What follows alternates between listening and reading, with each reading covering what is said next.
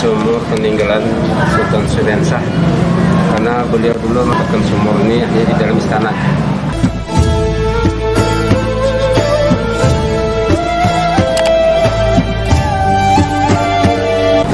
Assalamualaikum, kembali lagi di channel Rizka Alifa Rahmi.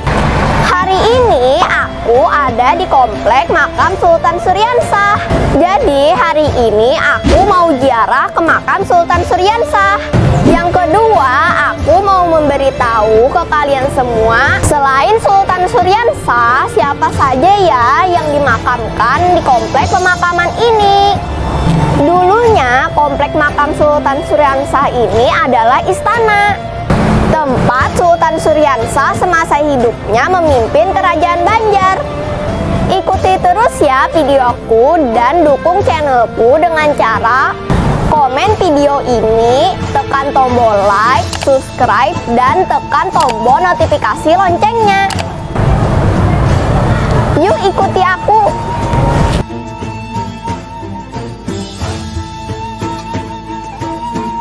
Letak komplek makam Sultan Syariansah ini tidak jauh dari Masjid Sultan Syariansah, kurang lebih 500 meter, tepatnya di Kuin Utara, Banjarmasin Utara. Bisa dibilang merupakan salah satu destinasi wisata religi favorit yang ada di kota Banjarmasin. Selain ziarah, para pengunjung juga bisa melihat beberapa benda bersejarah yang ada di lingkungan komplek makam Sultan Syariansah ini. Salah satunya kita bisa melihat susunan bata kuno yang masih asli. Dan mengelilingi komplek makam Sultan Syariansah ini yang sudah berusia ratusan tahun. Batu bata kuno ini adalah batu bata merah kerajaan-kerajaan zaman dahulu yang berukuran lebar sekitar 20 cm, panjang 40 cm, dan memiliki ketebalan 10 cm. Batu bata ini sangat mirip dengan batu bata yang ada di Candi Agung Amuntai. Keberadaan bata kuno ini adalah bukti nyata bahwa dulunya komplek makam ini tempat berdirinya istana dan pusat kerajaan Banjar. Tidak ada yang tahu kapan komplek makam Sultan Syariansah ini ditemukan. Akan tetapi komplek pemakaman ini sudah dilakukan pemugaran sekitar tahun 1984. Tujuan dari pemugaran untuk memperkokoh sisi bawah makam, membenarkan letak nisan, dan memperbaiki ukiran-ukiran yang rusak. Untuk bata kuno yang ada di sisi makam tidak dirubah karena termasuk cagar budaya yang harus dijaga dan dipertahankan. Sekarang kita masuk ke area makam ya.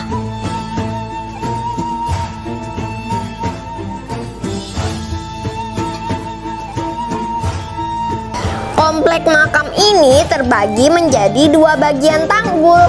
Yang memiliki batu bata berwarna merah adalah milik Sultan Syariansah, Ratu Intan Sari, dan Patih Masih.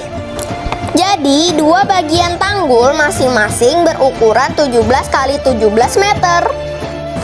Sedangkan tanggul di sebelah timur adalah makam milik Sultan Rahmatullah dan Sultan Hidayatullah. Juga memiliki ukuran yang sama, hanya saja batu penyusunnya menggunakan batu bata putih. Ini makam Sultan Syariansah atau Sultan Suryanullah yang juga bergelar susuhunan Batu Habang. Beliau meninggal pada tahun 1550 Masehi. Beliau berasal dari keturunan raja-raja kerajaan Daha, dan Sultan Syariansah merupakan raja Banjar pertama yang memeluk Islam. Dan sejak dialah agama Islam berkembang dengan pesat di Kalimantan Selatan. Untuk melaksanakan syiar agama Islam, beliau membangun sebuah masjid yang dikenal dengan Masjid Sultan Syariansah, yang merupakan masjid tertua di Kalimantan Selatan. Tonton juga videoku sebelumnya ya tentang Masjid Sultan Syariansah. Salah satu tokoh penting dimakamkan di komplek makam Sultan Suryansah ini tidak lain adalah Ratu Intansari. Ratu Intansari atau Putri Galuh Baranakan binti Maharaja Soekarama adalah ibu kandung Sultan Suryansah. Beliau meninggal pada abad ke-16. Makam ibunda Sultan Suryansah ini tepat berada di samping makam Sultan Suryansah dan dalam satu pagar. Sosok Ratu Intansari memang memiliki peran sangat penting dalam perjalanan Sultan Suryansah menjadi Raja Banjar. Ratu Intansari lah yang membawa Sultan Suryansah kecil dari negara Daha ke wilayah Banjarmasin karena keselamatannya terancam. Di Banjarmasin, Sultan Suryansah dipelihara oleh Patih Masih dan Patih Kuin. Dan sekitar 14 tahun kemudian mengangkatnya menjadi raja. Patih Masih adalah kepala kampung Banjarmasin kala itu. Beliau meninggal pada abad ke-16. Ia juga dipanggil Kiai Masih dan memimpin orang-orang Melayu dengan sangat bijaksana, berani dan juga sakti. Patih Masih lah yang mengangkat Sultan Suryansah menjadi Raja Banjar pertama. Meskipun Pangeran Sultan Suryansah saat itu masih muda, hal tersebut dilakukan agar ada kepemimpinan di wilayah Banjarmasin. Patih Masih tidak salah mengangkat Sultan Suryansah sebab beliau memang titisan raja dari kerajaan Daha yang dibuang oleh pamannya sendiri. Patih Kuin adalah kepala kampung Kuin yang meninggal pada abad ke-16 dan makamnya satu pagar dengan Patih Masih.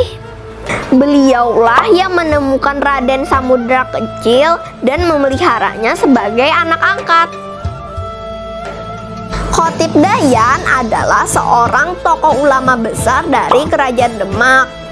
Pada tahun 1521 datanglah beliau ke Banjarmasin untuk mengislamkan Raden Samudra beserta sejumlah kerabat istana.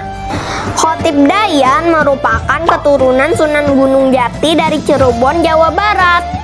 Beliau adalah seorang ulama dan pahlawan yang telah mengembangkan dan menyebarkan agama Islam di Kerajaan Banjar sampai akhir hayatnya.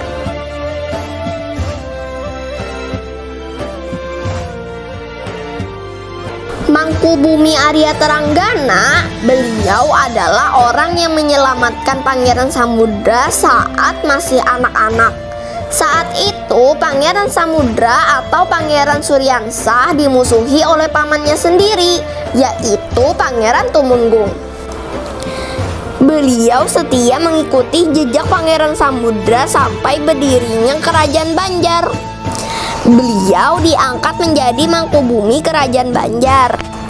Gusti Muhammad Arsyad adalah putra dari Pangeran Muhammad Said. Ia meneruskan perjuangan kakeknya Pangeran Antasari untuk melawan penjajah Belanda. Ia meninggal pada tahun 1938 Masehi. Said Ahmad Idrus adalah seorang ulama dari Mekah yang datang ke Kerajaan Banjar bersama-sama Haji Batu atau Syekh Abdul Malik. Ia menyampaikan syiar-syiar agama Islam dan berdakwah di tiap-tiap masjid dan langgar. Ia meninggal pada tahun 1681 Masehi. Sanopati Antakasuma adalah cucu Sultan Suryansah. Ia seorang panglima perang di Kerajaan Banjar dan sangat pemberani yang diberi gelar Hulu Balang Kerajaan. Ia meninggal pada awal abad ke-16.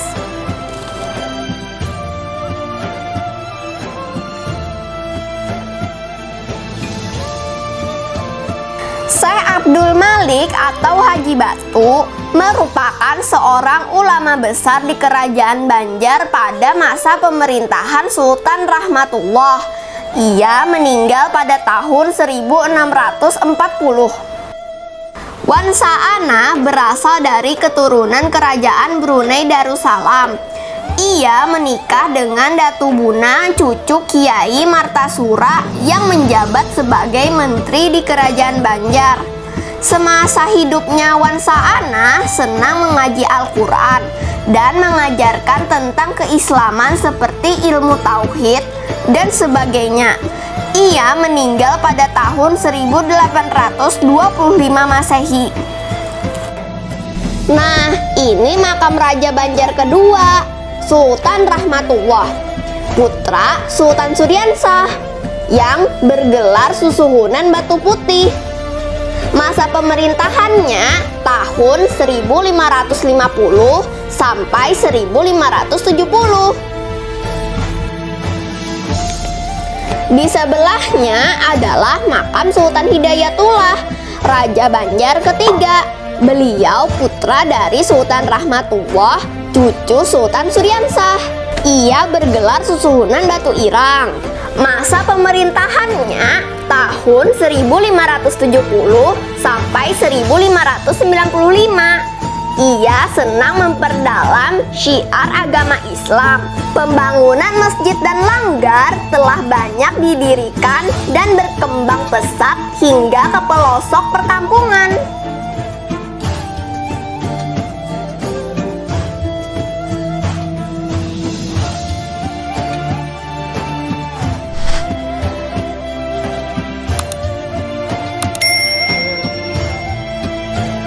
Kiai Datu Bukasim merupakan seorang menteri di Kerajaan Banjar. Ia keturunan Kiai Martasura yang menjabat Sang Panimba Segara, yaitu salah satu jabatan menteri di Kerajaan Banjar. Ia meninggal pada tahun 1681 Masehi. Pangeran Ahmad merupakan seorang senopati Kerajaan Banjar pada masa Sultan Rahmatullah yang diberi tugas sebagai punggawa atau pengatur hulu balang jaga. Ia sangat disayangi dan dipercayai oleh raja. Ia meninggal pada tahun 1630 Masehi. Pada permulaan abad ke-18, seorang Tionghoa datang berdagang ke Banjarmasin. Ia berdiam di Kuin Cerucuk dan masuk Islam sebagai mu'alaf. Tatkala itu anaknya bermain-main di tepi sungai hingga jatuh terbawa arus sampai ujung panti. Atas mufakat tetua di daerah Kuin, mayat anak itu dimakamkan di dalam komplek makam Sultan Suryansah. Ini bata kuno yang masih dipertahankan di dalam area makam. Waktu aku menuju sumur yang ada di area makam, aku bertemu dengan Bapak Julkarnain. Beliau adalah seksi sejarah di komplek makam Sultan Suryansah ini. Ini sumur keramat, sumur peninggalan Sultan Suryansah. Karena beliau dulu menempatkan sumur ini hanya di dalam istana. Kenapa di dalam? Supaya mati raja pada balik keluar. Ini raja boleh keluar karena raja runtuh, karena dikhawatirkan dilintir orang. Dan kedua waktu itu dihindarkan kalau ada pembunuhan diculik orang. Jadi sumur ini ada di dalam keramat dan ini fungsi untuk dalam kerajaan istana, untuk kerajaan beliau, untuk mandi, untuk minum, untuk bilir. Jadi inilah istana beliau, seperti ini istana beliau. Peninggalan buktinya adalah bukti angkurin asli ya. Jadi ini ada di dalam istana. Inilah umur beliau kurang lebih berusia 500 tahun lebih. Dan ini manfaatnya banyak mana? Karena ini banyak dua orang yang ke sini masuk ke dalam sini masnya. Jadi kita meminum ini sama dengan berkah. Karena ini tujuan pertama semua itu berada di makam orang-orang wali Allah.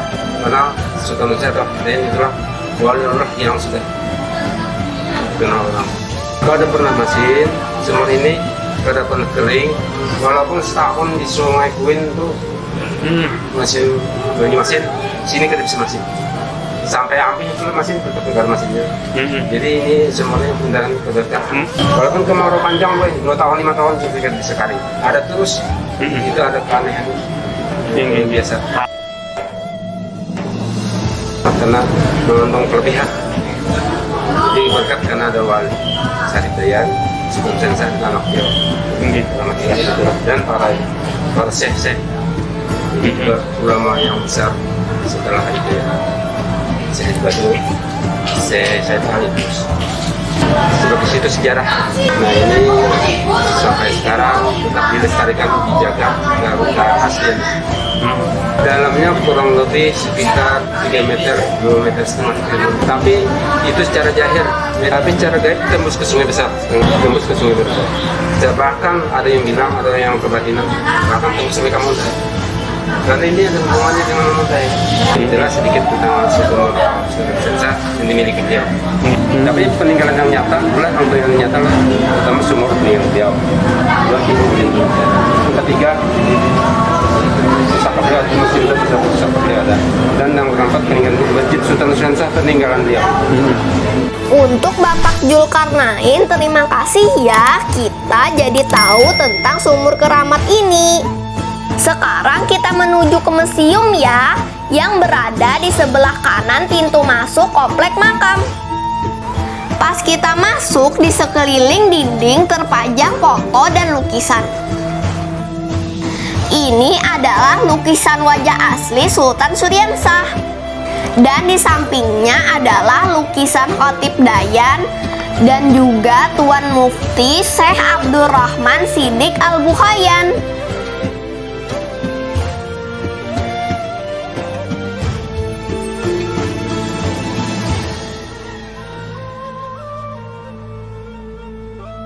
Inilah benda-benda hasil bongkaran saat pemugaran makam. Serpihan seperti keramik, batu bata, cangkir kuno, piring kuno, kendi-kendi dari tanah liat ini ditemukan di beberapa rumah di sekitar komplek makam. Di museum ini juga menyimpan beberapa kendi kuno termasuk kendi peninggalan Sultan Suriansah.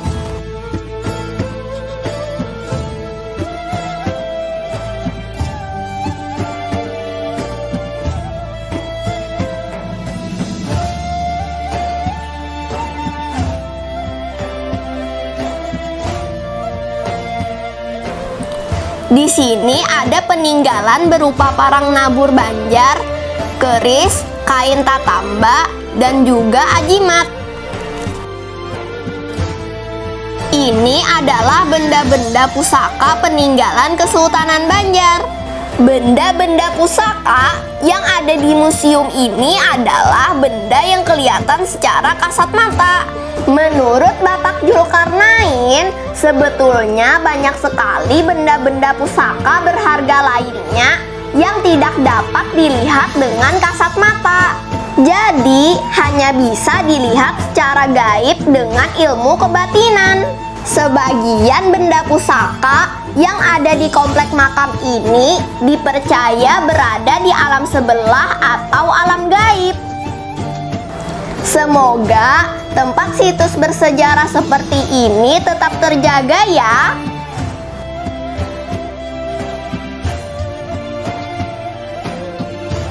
Kita sudah tahu ya siapa saja yang dimakamkan di komplek pemakaman Sultan Suriansah. Dan sedikit banyaknya kita tahu tentang sejarah komplek makam Sultan Suriansah ini.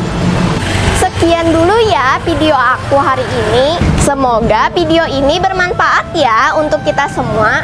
Sampai jumpa lagi di video berikutnya. Assalamualaikum warahmatullahi wabarakatuh.